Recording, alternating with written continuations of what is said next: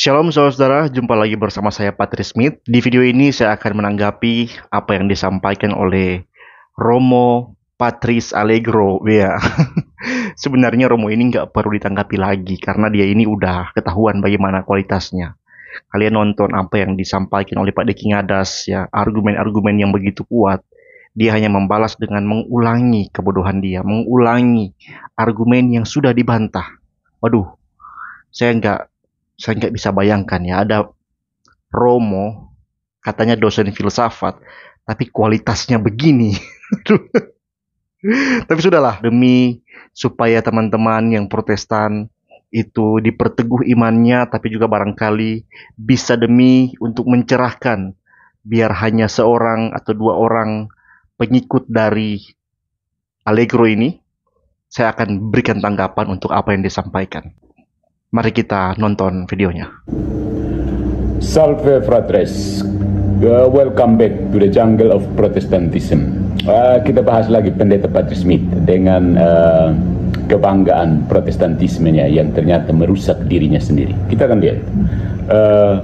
Berikut ini adalah analisis dan bantahan apologetik Katolik terhadap isi pembicaraan Patrice Smith. Ya, kita akan menyoroti inkoherensi teologi Protestan. Ya, Patrice Smith sampai sekarang tidak sadar bahwa dia itu inkoheren dan inkonsisten. Dan pada umumnya para pendeta itu tidak sadar. Mereka rajin teriak ke gereja Katolik, tapi teriakan mereka itu sebenarnya menampar diri sendiri. Salve Christians, welcome back to the toilet of Catholicism. Kita bahas lagi Romo Patrice Allegro dengan kebanggaan Katolikismenya yang ternyata merusak dirinya sendiri. Kita akan lihat berikut ini adalah analisis dan bantahan apologet Kristen terhadap isi pembicaraan dari Patrice Allegro. Kita akan menyoroti inkoherensi teologi dari Katolik Roma. Patrice Allegro sampai sekarang dan sampai seterusnya tidak akan sadar bahwa dia itu inkoheren dan inkonsistensi. Pada umumnya, para papis itu tidak sadar. Mereka rajin teriak ke gereja reformasi, tapi teriakan mereka itu sebenarnya menampar diri sendiri. Oke, yang pertama, ini didikan untuk yang Katolik. Yang Protestan tidak mungkin belajar karena otak mereka tumpul. Oke, yang pertama, ini didikan untuk umat Kristen, tidak untuk papis. Karena papis tidak mungkin belajar karena otak mereka tidak ada. Yang pertama, asumsi dasar otoritas pribadi berkedok kitab suci. Smith berulang kali menyatakan bahwa ia menolak otoritas gereja Katolik karena percaya hanya otoritas Alkitab. Tapi ironisnya, ia sendiri yang menafsirkan Alkitab menurut pikirannya sendiri, bukan berdasarkan suara gereja yang satu, kudus, Katolik, dan Apostolik. Ya, luar biasa ya, Alkitab yang katanya otoritas tertinggi ternyata dibaca dan ditafsir sesuai suhu tubuh pribadi, termometer kan. Alkitabnya Tuhan, tafsirnya Patrice Smith, sama saja. Yang pertama, asumsi dasar otoritas Marxis berkedok gereja. Allegro dan papis pada umumnya berulang kali menyatakan bahwa institusi mereka, gereja Katolik, memiliki otoritas ilahi dan sumber kebenaran itu sendiri. Tapi ironisnya, mereka mengaku gereja, tetapi tidak tunduk pada firman Allah sebagai kebenaran, malah mengumumkan diri mereka sebagai sumber kebenaran, tapi malahan bertentangan dengan suara Yesus sebagai satu-satunya kepala gereja yang hidup. Ya, luar biasa ya. Yesus yang menyatakan firman yang kemudian ditulis oleh para rasul yang dipercaya sebagai kebenaran malah disingkirkan dan dinyatakan sebagai hanya sebuah buku yang kesuciannya diberikan oleh mereka. Institusi yang dari awal hanyalah penerima, bahkan pelayan, budak bagi kebenaran, tapi dalam perkembangannya sudah merasa diri adalah kebenaran itu sendiri. Gereja sebagai termometer tapi merasa menentukan suhu, yaitu kebenaran. Tuhan tafsirnya adalah institusi Katolik Roma. Katanya tafsir, tapi sudah membuat doktrin-doktrin baru yang bertentangan dengan Alkitab. Termasuk doktrin Paus sebagai kepala gereja. Itu bertentangan dengan Alkitab dan ajaran Bapak Gereja. Saya berani pastikan tidak ada satu ayat pun di Alkitab, bahkan sampai abad-abad selanjutnya, tidak ada satupun Bapak Gereja menyebut Paus di Roma sebagai kepala gereja. Istilah Paus Roma sebagai kepala gereja itu baru diasumsikan secara definitif kepada Paus Roma pertama kali itu di Konsili Florencia tahun 1439. Masih yakin Katolik Roma itu gereja yang datang dari Kristen mula-mula? Itu hoax terbesar pada abad ini. Kalau memang institusi Katolik Roma adalah institusi resmi kekristenan mula-mula, berikan saya bukti dari dokumen tertua gereja, yaitu Alkitab, dan dokumen-dokumen Bapak Gereja, yang menyatakan Petrus dan penerus Petrus, atau Paus atau Uskup Roma, adalah kepala seluruh gereja. Tidak bisa salah alias infallible. Tidak ada dokumennya. Kepercayaan bahwa Paus adalah kepala gereja itu adalah sungguh-sungguh sebuah ambisi manusia yang ingin memiliki kekuasaan seperti Tuhan. Yang kedua, inkoherensi logis, otoritas tanpa institusi. Kristen tidak menolak institusi, melainkan hanya menerima institusi sejauh institusi itu tunduk pada firman Allah. Smith membela Alkitab sebagai otoritas tertinggi, namun gagal menjawab pertanyaan mendasar. Siapa yang menentukan isi Alkitab itu? Saya sudah jawab, Romo. Yang menentukan Alkitab itu adalah Roh Kudus sendiri oleh kuasanya menolong gereja untuk bisa mengenal. Karena jemaat mula-mula mengenal bahwa kitab-kitab itu adalah kitab-kitab yang sudah mereka pegang semenjak masih ada para rasul dan isinya jelas. Smith menjawab, Roh Kudus menolong jemaat mula-mula. Tapi bagaimana kamu tahu itu Roh Kudus? Saya sudah jawab. Pengetahuan itu didapatkan dari terbuktinya kitab-kitab itu tidak memiliki kesalahan dalam pengajaran tentang Yesus, tentang iman dan moral. Itu adalah pekerjaan Roh Kudus. Gereja mula-mula setia dan taat pada firman sebagai otoritas, sehingga mereka dengan segala kerendahan hati menerima dan menjaga firman itu sebagai hukum tertinggi bagi institusi gereja di masa lalu. Dan kalau jemaat bisa menerima kitab tanpa konsili, kenapa kemudian Protestan tetap merujuk ke daftar dari konsili Hippo dan Kartago? Romo Protestan tidak merujuk ke daftar konsili Hippo dan Kartago. Dua konsili itu adalah dua konsili yang tidak ekumenis, dan itu hanya mengakui daftar kitab yang sudah diterima sebelumnya, yang sudah dijaga oleh para hamba firman sebelumnya, dan mereka itu bukan Katolik Roma yang sekarang ini. Itu palsu itu. Kalau Roh Kudus begitu aktif di abad pertama, kenapa sekarang harus repot bikin misalnya sinode jemaat lokal demi memutuskan ajaran? Atau jangan-jangan Roh Kudusnya istirahat sejak reformasi? Di abad pertama, Roh Kudus membentuk institusi gereja yang taat pada firman. Ketika institusi gereja yang dibentuk itu menyeleweng dari firman, Roh Kudus melakukan reformasi kembali oleh para reformator yang kemudian membentuk institusi-institusi yang menolak Paus Roma. Supaya dengan begitu Paus Roma kehilangan taringnya dan saat ini hanya termehek-mehek mencari otoritas yang hilang. Yang ketiga, ketidakkonsistenan historis. Sumber Alkitab dari mana? Sumber Alkitab adalah dari Tuhan yang mengajar para rasul sehingga mereka bisa menulis tentang Yesus dan ajarannya. Smith menyindir penulis Alkitab bukan Katolik Roma, tapi dia tidak sadar sedang menembak kakinya sendiri. Loh, kan memang penulis Alkitab itu bukan Katolik Roma. Bukan. Kan saya sudah berikan argumennya. Kalau memang para rasul adalah orang Katolik Roma, berikan satu data dari para rasul bahwa Petrus adalah wakil Kristus, kepala gereja. Berikan. Nihil. Nehi. Tidak ada. Faktanya, tidak ada satu kitab pun dalam Alkitab Protestan yang ditulis oleh Protestan. Saudara-saudara, ini adalah bentuk anakronisme dan falasi tentang apa itu Protestan. Ya, sudah beginilah Allegro ya, kita nggak usah kaget. Begini Allegro, Protestan itu hadir pada abad 16, itu berasal dari para imam dan jemaat Katolik yang membuang Paus ke tempat sampah dan kembali kepada Alkitab. Reformasi, kembali kepada sumber yang sejati. Firman, Protestan sejatinya adalah orang-orang Katolik yang membuang Paus ke tempat sampah dan ajaran-ajaran yang lain yang gak sesuai Alkitab ke tempat sampah. Karena memang sistem kepausan seperti Katolik Roma sekarang itu adalah sistem palsu, itu gak ada itu di Alkitab. Tidak ada apa-apanya sistem kepausan itu bagi kekristenan universal saat ini. Gak ada apa-apanya. Dari sistem yang buruk ini lahir begitu banyak praktik-praktik yang menyimpang dalam gereja pada masa itu. Ya, surat pengampunan dosa diperjualbelikan. Wah, itu jahat sekali itu. Jadi ya akhirnya ditinggalkan dan muncullah Protestan di abad 16. Tapi ya begitulah ya. Protestan itu adalah orang-orang Katolik yang awalnya Katolik, para imam, para jemaat awam, sadar bahwa sistem kepausan ini nggak sesuai Alkitab, maka mereka tinggalkan. Mempertanyakan di mana Protestan menulis Alkitab itu adalah sebuah kedangkalan berpikir. Romo ini memang hanya gondrong dan jenggotnya saja yang panjang, tapi pikirannya bahkan untuk memahami apa itu reformasi, ya dia tidak sampai. Semua kitab ditulis, dijaga dan dikodifikasi oleh komunitas gereja yang memiliki ciri-ciri institusional dan sakramental, yakni gereja Katolik awal. Kalau begitu, berikan bukti satu saja di dalam dokumen tertua gereja, yaitu kitab suci Alkitab, bahwa Petrus adalah kepala gereja, wakil Kristus, infalibel, dan sebagainya. Sekali lagi, kalian tidak akan menemukan buktinya. Katolik Roma hari ini mengklaim bahwa Paus adalah penerus Petrus. Paus adalah wakil Kristus, kepala gereja, dan infalibel. Berikan saya bukti bahwa di institusi gereja abad pertama, Alkitab sebagai dokumen tertuanya, ada pengakuan dari Petrus atau pengakuan dari rasul yang lain bahwa Petrus adalah kepala gereja, wakil Kristus, infalibel, dan sebagainya.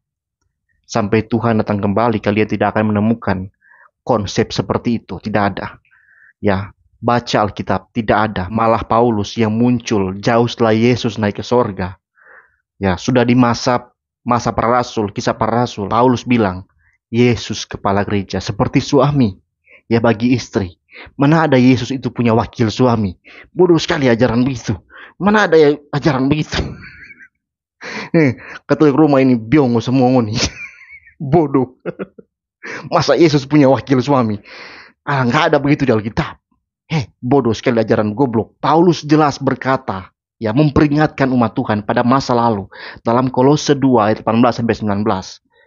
Janganlah kamu biarkan kemenanganmu digagalkan oleh orang yang berpura-pura merendahkan diri, beribadah kepada malaikat, serta berkanjang pada penglihatan-penglihatan dan tanpa alasan membesar-besarkan diri oleh pikirannya yang duniawi, sedang ia tidak berpegang teguh pada kepala, dari mana seluruh tubuh yang ditunjang dan diikat menjadi satu oleh urat-urat dan sendi-sendi menerima pertumbuhan ilahinya. Ini adalah singgungan Paulus kepada beberapa kelompok di sekitar umat Kristen yang suka sujud atau merendahkan diri kepada gambar-gambar malaikat dan suka merasa diri sebagai sumber kebenaran yang ilahi. Mirip Katolik hari ini, suka sujud dan cium patung, tapi merasa diri sebagai sumber kebenaran dan gak mengakui Yesus Kristus sebagai kepala gereja universal satu-satunya tanpa wakil-wakil. Jadi, sekali lagi, masa sih mempelai Kristus, istri Kristus punya wakil suami? Taruh di mana otak kalian? Aduh, ajaran bodoh begitu. Jauh sebelum Luther punya ide nulis tesis di pintu, tiba-tiba kok Patrick Smith merasa terhubung ke jemaat perdana dari mana? Matius, Markus, Lukas, Yohanes, semuanya ini rupanya reformator yang belum sempat protes ya, karena belum ada mesin cetak mungkin. Ada ironi anti-otoritas yang gila otoritas. Romo, harusnya Anda itu bertanya kepada diri sendiri. Kenapa bisa hanya nulis tesis di pintu, tiba-tiba kekuasaan Marxis berjubah gereja yang sudah dibangun ratusan tahun itu seketika runtuh hingga hari ini? Ambisi menguasai secara yurisdiksi seluruh orang percaya kepada Yesus di seluruh dunia tiba-tiba hilang oleh seorang biarawan kecil. Kenapa? Seburuk-buruknya kalian memandang Luther, Luther tidak pernah mengklaim diri sebagai pengganti Paus, apalagi sebagai kepala gereja, wakil Kristus, infalibel, penafsir tunggal. Tidak. Rupanya bukan Luther yang gila otoritas, tapi gereja Marxis. Teman-teman, saya ganti gereja Katolik Roma dengan istilah gereja Marxis ya. Gereja yang gila otoritas. Bahkan pada masa Luther, gereja Marxis sedang ketat-ketatnya melarang kitab-kitab yang dinafaskan Roh Kudus dibaca oleh orang awam. Dan Roh Kudus itu yang bekerja di jemaat perdana, bekerja kembali melalui para reformator, termasuk Luther, mengembalikan umat sisa, kaum remnan, yaitu mereka yang cinta pada kebenaran, cinta firman, kembali kepada firman, kembali kepada Alkitab. Luther menerjemahkan itu, Alkitab untuk mereka oleh karena pimpinan Roh Kudus. Karena Alkitab itu adalah karya Roh Kudus. bukan karya gereja Marksis.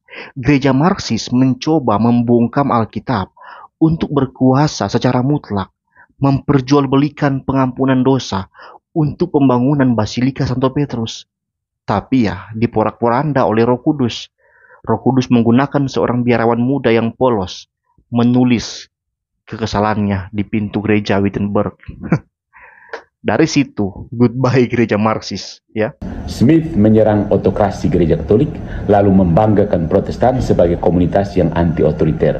Tapi kemudian dia menyerang semua kelompok lain sebagai cabang palsu.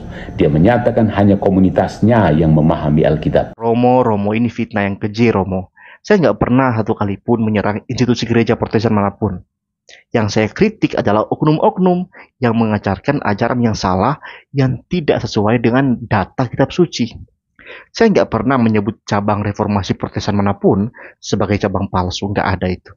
Apalagi menyatakan hanya komunitas saya yang Alkitabiah. Itu adalah fitnah yang keji dari mulut seorang Romo.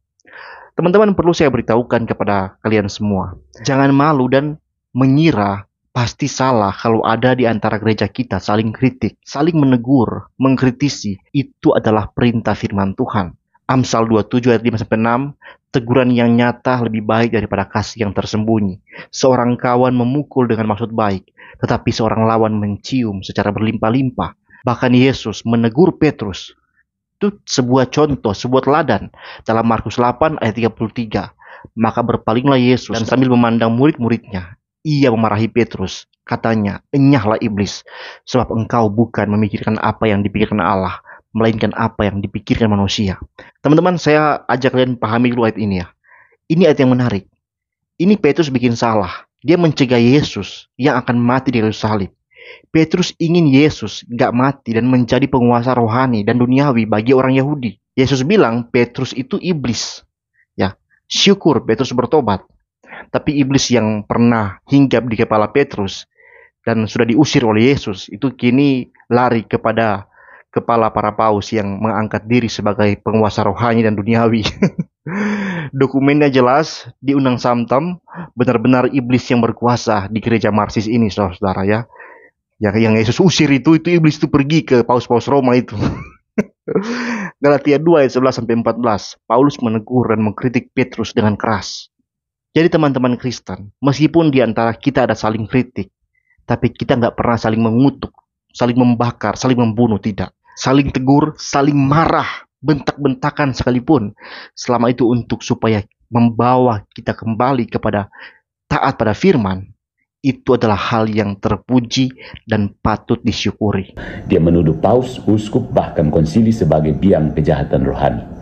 Wah, otoritas itu jahat ya, kecuali kalau otoritas itu ada di tangan Smith dan gereja Smith sendiri. Ketika Katolik pakai magisterium, sesat. Ketika Smith pakai mulutnya, sama dengan kebenaran. Sebuah kemajuan dari magisterium menjadi mouthgisterium, gitu. Magisterium mulut doang.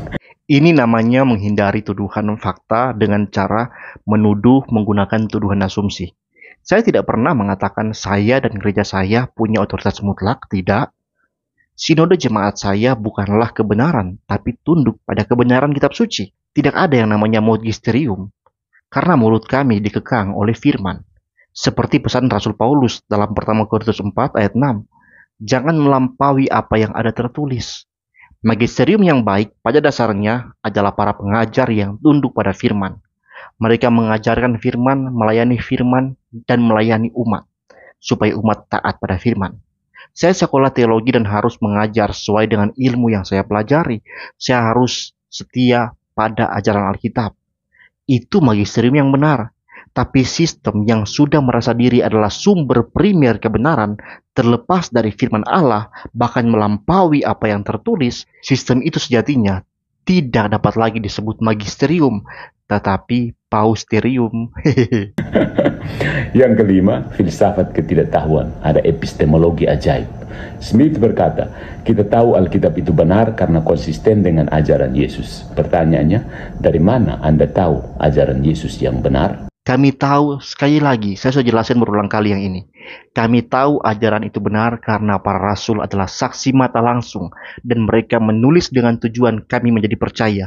Ini jelas dikatakan oleh Rasul Yohanes dalam pertama Yohanes 1 ayat 4-2. Apa yang telah ada sejak semula, yang telah kami dengar, yang telah kami lihat dengan mata kami, yang telah kami saksikan dan yang telah kami raba dengan tangan kami tentang firman hidup, itulah yang kami tuliskan kepada kamu. Jelas kan? Bukankah semuanya berasal dari komunitas gereja yang Anda tolak? Saya tolak. Otak Anda terbalik, Romo. Komunitas gereja adalah penerima firman dari Yesus. Dan komunitas itu tidak memiliki Paus Roma sebagai kepala gereja wakil Kristus. Komunitas mula-mula nggak pernah mengakui wakil Kristus itu Paus Roma atau kepala gereja, nggak ada begitu. Jadi malah kami yang sesuai dengan komunitas gereja para rasul. Yang nggak sesuai dengan komunitas gereja para rasul adalah gereja Marksis. Tidak ada satupun bukti ya dari para rasul, bahkan sampai pada bapak gereja, tidak ada satu bukti ajaran institusional bahwa uskup Roma adalah kepala gereja. Tidak bisa salah, berkuasa mutlak atas seluruh gereja. Itu adalah klaim yang berani, yang melancarkan ambisi menjadi penguasa rohani dan duniawi oleh manusia-manusia berdosa. Apakah Anda punya catatan suara Yesus di Google Drive? Anda yang harus tunjukkan kepada saya dari dark web atau deep web mana Anda ambil data bahwa Paus di Roma adalah kepala gereja, wakil Kristus, penguasa surga dan bumi, infalibel, dan sebagainya. Dari mana? Silahkan tunjukkan. Tidak ada di dalam dokumen Alkitab maupun Bapak Gereja, itu nggak ada. Kalau dokumen Vatikan mungkin banyak karena kalian memang ingin jadi apa kan, pesaingnya Yesus kan. Yesus katanya kepala gereja, tapi ternyata Smith kepala penafsir. Dia tidak perlu tradisi, tidak perlu konsili, cukup feeling Roh Kudus. Saudara-saudara, saya nggak pernah mengatakan itu. Tapi kalimat itu cukup terdengar seperti orang yang marah karena hak menafsir yang mereka coba klaim. Kini hak itu udah nggak jadi milik mereka sendiri sekarang. Ya, benar-benar seperti kaum yang termehek-mehek mencari hak yang hilang. Jadi mereka itu termehek-mehek mencari otoritas yang hilang dan termehek-mehek mencari hak yang hilang, hak menafsir.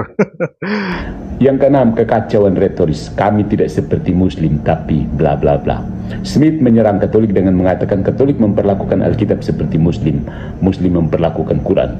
Tapi dalam argumennya dia mengklaim Alkitab bebas salah, ineran, mengklaim diilhamkan langsung oleh Tuhan, mengklaim hanya tafsirannya yang benar. Tapi ingat, kita beda dari Muslim ya. Kita cuma menganggap Alkitab suci, tidak salah, dari Tuhan, dan hanya boleh ditafsir menurut gereja kita. Tapi ya, not like Muslim. Saya tidak mengatakan gereja Marksis memperlakukan Alkitab seperti Muslim memperlakukan Quran. Itu adalah serangan Romo Deso. Nah, menjawab itu, saya berkata, Alkitab itu dinafaskan, Theos Pneutos. Coba Romo belajar dulu apa perbedaan Theos Pneutos, Alkitab dinafaskan, dan bedanya apa dengan Al-Quran yang diwahyukan kepada Nabi Muhammad melalui Jibril. Kami tidak percaya begitu, jadi beda jelas. Kalau Islam yang notabene baru muncul abad ke-7 dan mengakui Quran tidak bisa salah sebagaimana orang Kristen pada zaman-zaman yang lalu mengakui Alkitab tidak dapat salah semenjak abad pertama, maka apakah karena kita orang Kristen, supaya nggak mirip Muslim, kita harus menolak ketidakbersalahan Alkitab? Jadi apakah romo-romo gereja Marksis ini mau menuduh Alkitab bisa salah supaya tidak mirip Islam yang menganggap Quran tidak bisa salah? Ini benar-benar tidak beres logika dan cara berpikir romo-romo gereja Marksis ini. Tapi mari kita lihat bagaimana institusi Roma Katolik ini yang secara hierarki, ya, institusi ini itu sangat mirip dengan sistem negara komunis. Coba pause dan lihat bagian ini. Nah, gimana kawan-kawan? Ngeri kan? Lanjut.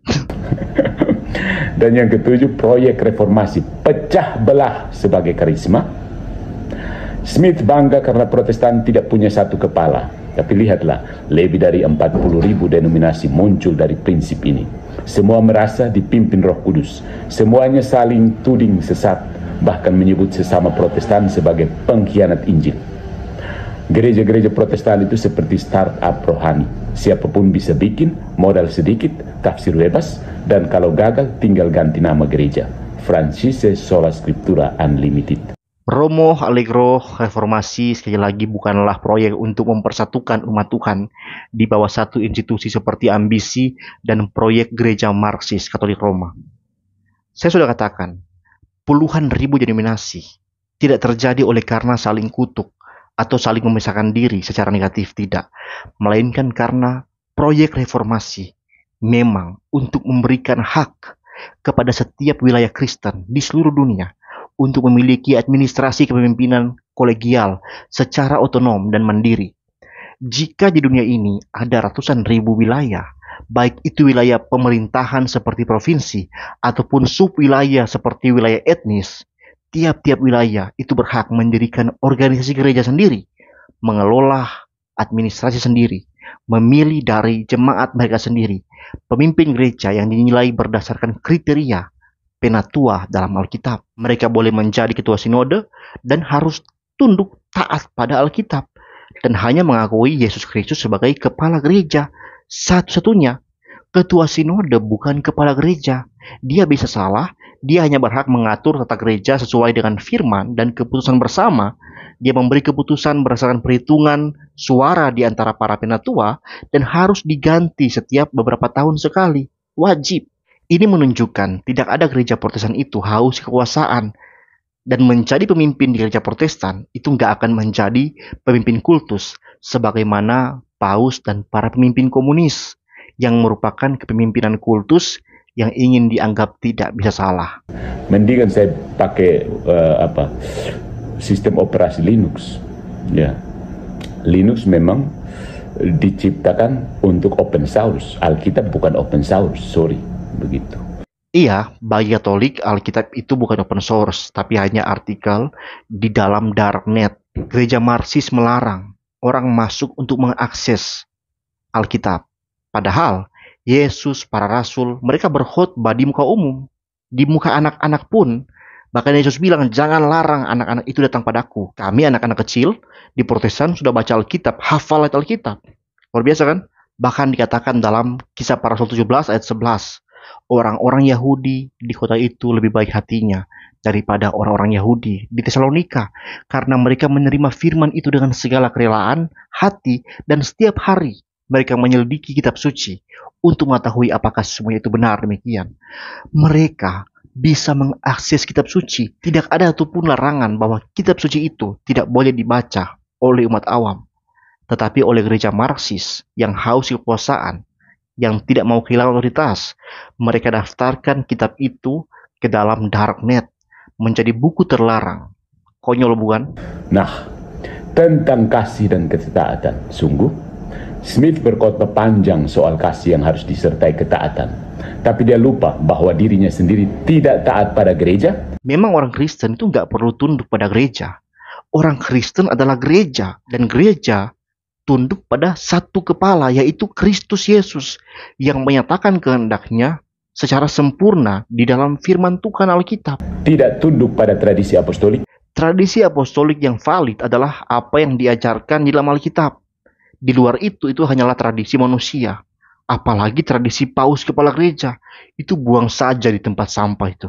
Tidak taat pada konsili ekumenis pasca abad keempat. Selain konsili ekumenis tidak lebih mutlak daripada firman, konsili ekumenis harus tunduk pada Alkitab, dan kita menerima keputusan konsili sejauh itu teruji biblikal alias tidak bertentangan dengan ajaran Alkitab. Kasih tanpa ketaatan itu palsu katanya. Ya, makanya jangan cuma mengasihi Yesus dari mulut lalu lari dari tubuhnya yang kudus, gereja. Saya curiga Romo ini itu memiliki satu ibu dan dua papa. Makanya dia bisa menerima konsep ajaran gereja Marxis yang memiliki dua kepala. Menurut gereja Marxis, Yesus itu mereka anggap sebagai kepala yang tidak kelihatan saja, dan paus adalah kepala yang kelihatan. Saudara-saudara, dari mana dasar ajaran seperti ini? Malah ajaran paus adalah kepala yang kelihatan itu bertentangan dengan Kolose 1 ayat 16-23, di mana Paulus dengan eksplisit menegaskan bahwa Kristus berkuasa sepenuhnya baik dalam realm dunia tapi juga dalam realm rohani. Realm yang kelihatan maupun realm yang tidak kelihatan. Semuanya dikuasai oleh Kristus.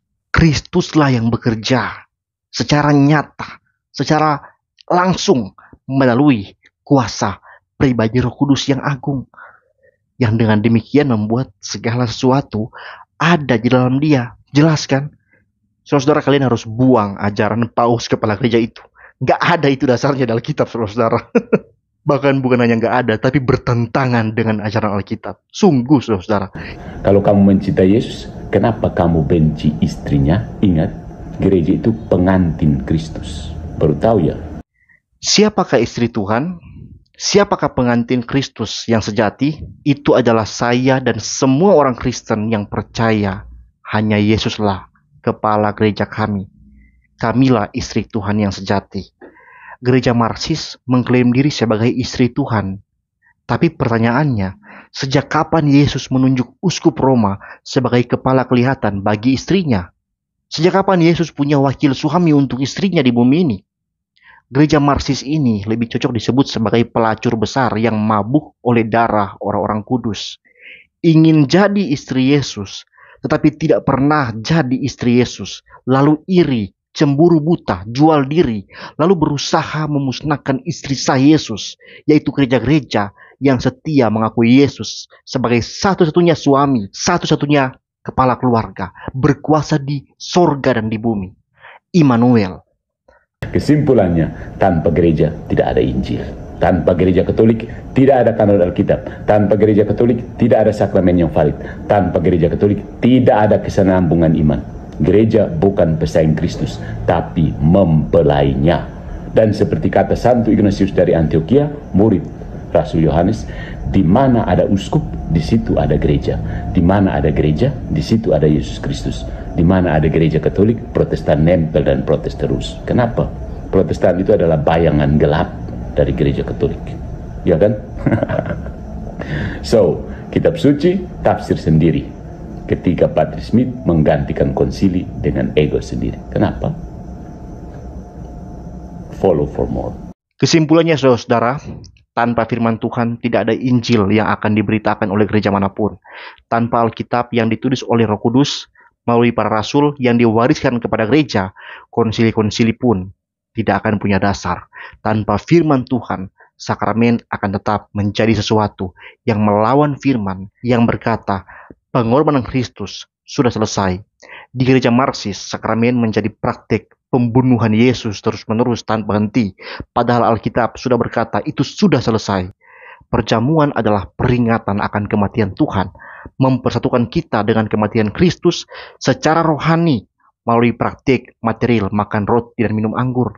Tanpa Alkitab tidak ada kesinambungan iman yang murni sesuai ajaran para rasul. Gereja bukan pesaing Kristus, tapi mempelainya yang hanya memiliki satu kepala. Dan seperti kata Bapak Gereja Ignatius dari Antioquia, murid Rasul Yohanes, di mana ada uskup yang taat firman, di situ ada gereja yang sejati. Saya tambahkan, di mana ada uskup yang tidak taat firman, apalagi melawan firman dengan menambahkan manusia biasa sebagai kepala gereja, itu bukan gereja Kristus, tetapi gereja Marsis. Di mana ada gereja yang sejati, di situ ada Yesus Kristus sebagai satu-satunya kepala gereja yang kekal. Di mana ada gereja Protestan, gereja Marsis marah dan merasa tersaingi dan termehek-mehek terus mencari otoritas yang hilang. Kenapa? Karena gereja Marsis atau gereja Katolik Roma itu adalah tempat prostitusi bagi orang-orang yang punya birahi pengakuan ilahi. Makanya umat awam tidak dianjurkan membaca dan memahami Alkitab supaya paus, pemimpin Marsis mereka ini tetap bisa menggantikan kitab suci sebagai penentu kebenaran iman dan moral. Kitab suci yang dititipkan oleh Roh Kudus untuk dibaca oleh umat malah mereka masukkan ke dalam darknet karena tidak mau umat menyadari otoritas palsu mereka. Tapi sistem darknet mereka itu berhasil dibobol oleh Roh Kudus yang empunya kitab suci itu. Roh Kudus biarkan mereka tetap tinggal dalam kutuk kitab suci, mengajarkan Injil yang lain, mengajarkan ajaran yang bertentangan dengan ajaran para rasul di dalam kitab suci. Akhirnya apa? Terkena kutuk yang Paulus abadikan di dalam surat Galatia. Mau meninggikan diri berdasarkan ego institusional, malah jatuh ke dalam pelacuran yang tidak bisa dihentikan. Kenapa? Silakan komen berhamburan di bawah. Saya paling suka kalian itu komen-komen banyak. Saya paling suka itu. Sampai jumpa berikutnya. Tuhan memberkati semua orang kudusnya dimanapun berada, yaitu orang-orang Protestan yang setia pada Tuhan Yesus Kristus, yang cinta Alkitab. Shalom.